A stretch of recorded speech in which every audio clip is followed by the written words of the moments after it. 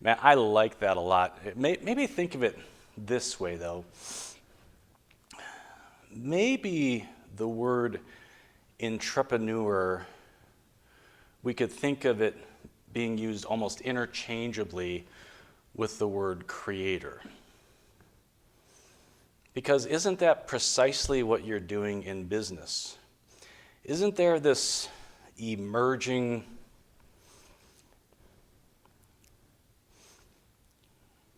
beautiful, creative child that is coming from some place that you never recognized, but it's just as real as reality itself?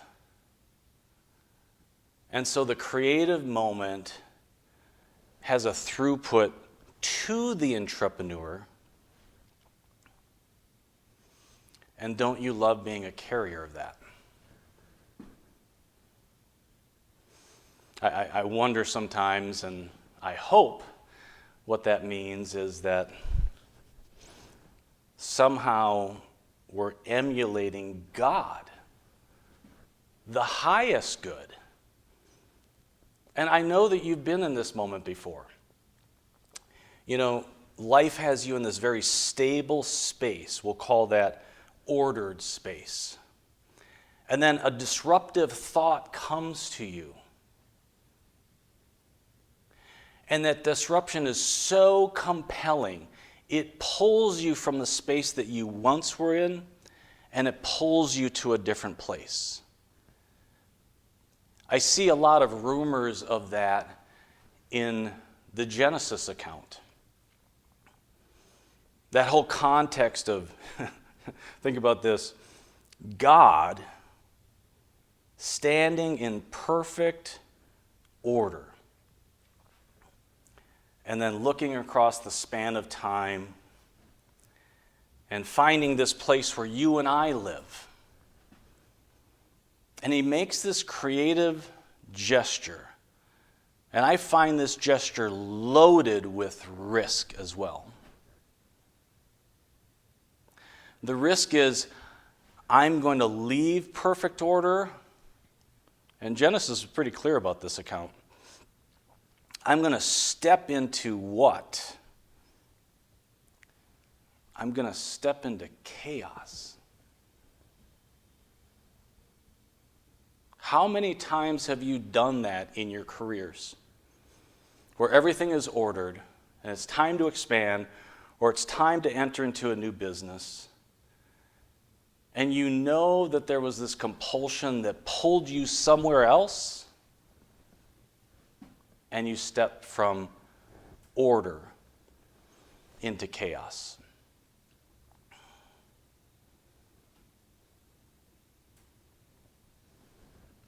I think what you and I know is this: it's all risk. It's all risk.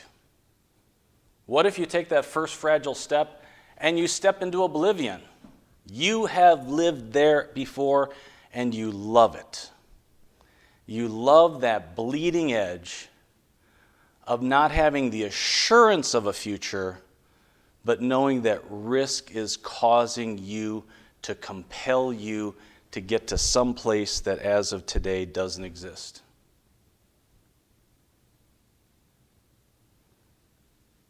So fast forward from that moment of creation to the 13th century. And there we find the devastatingly brilliant St. Francis of Assisi.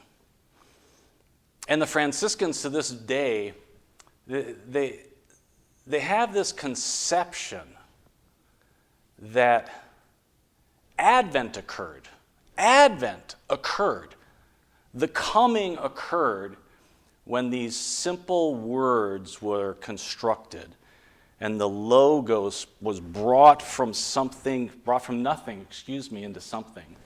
And those words were, "Let there be light." And the Franciscans have been puzzling that apart now for hundreds and hundreds of years. And then fast forward to Galileo, and now the current day cosmologists and physicists, And they're still trying to figure out what that pulsating light is. What is that creative moment? What occurred there? We're getting closer and closer.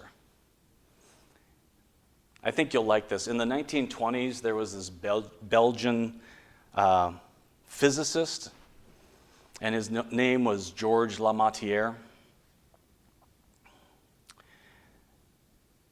He began to tease apart E equals mc squared.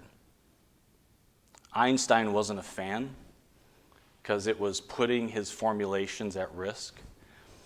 And Lamatière did something that was pretty risky. He concluded that Einstein was wrong. You see, Einstein required for the universe to be in stasis, steady state.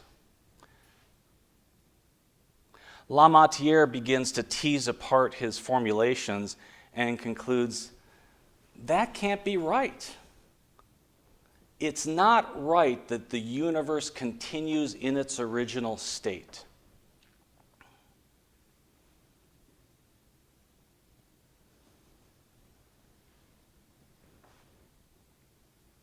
So he publishes his first paper in the late 1920s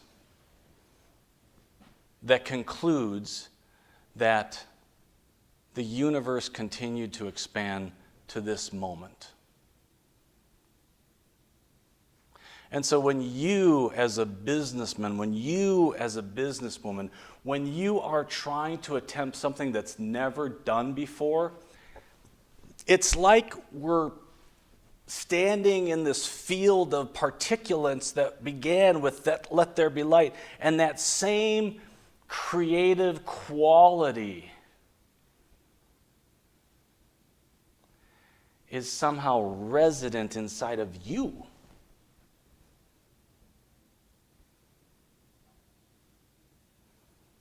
If Francis was right, if Lamatière was right,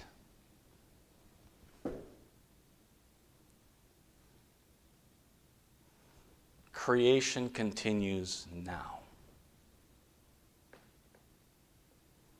So continue to take risks. Continue to listen to that muse. Continue to push edges. Continue to create a reality that didn't exist a moment ago.